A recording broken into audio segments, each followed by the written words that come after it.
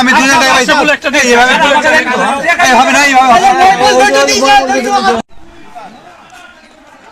ভাই এই সার কোথা থেকে নিয়ে আসছেন? গ্রামে আটকাইছে ভ্যান।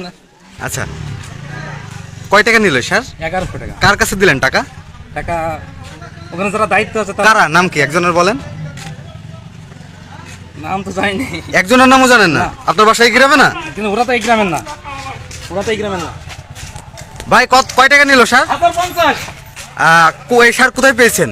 এই ধলাই চলতেছিল, 100 টাকা হান নেয়নি। আচ্ছা। মাঠে চাষিরা সবাই ধরেছে, আমরা সার পাইছিনি। সার যাচ্ছে কোথায়? এই জন্য জনগণ ধরি সরকারি রেটে এখানে নেওয়া হলো। কার কাছ থেকে নিলেন এই সার? এখানে দুজনা দায়িত্ব হলো যে সারটা টাকাটা যে কোনো লোকের হাতে পৌঁছে দেবো। যে টাকাটা কার কাছে দিলেন এই টাকা? এখানে নামটা তো মনে নাই। এখানে নাম কি ভাই? দেখতো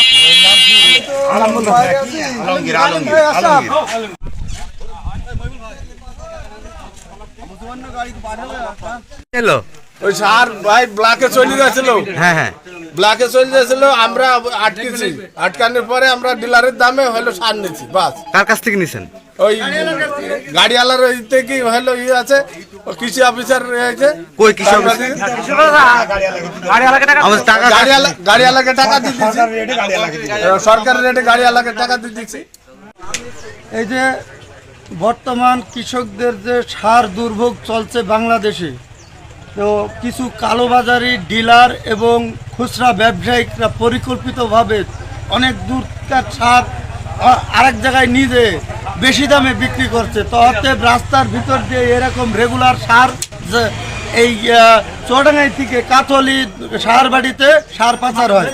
কিন্তু এই যে সার বাটির মাঠে সব কৃষিজীবীরা যে সবচেয়ে বেশি হলে কৃষিজীবী সার বাটি সবজি চাষ করে, এরা সার পাচ্ছেই না। আপনারা দেখেন গা মাঠের কি অবস্থা, সার আবানে সবজি একদম ঝিমিয়ে যাচ্ছে।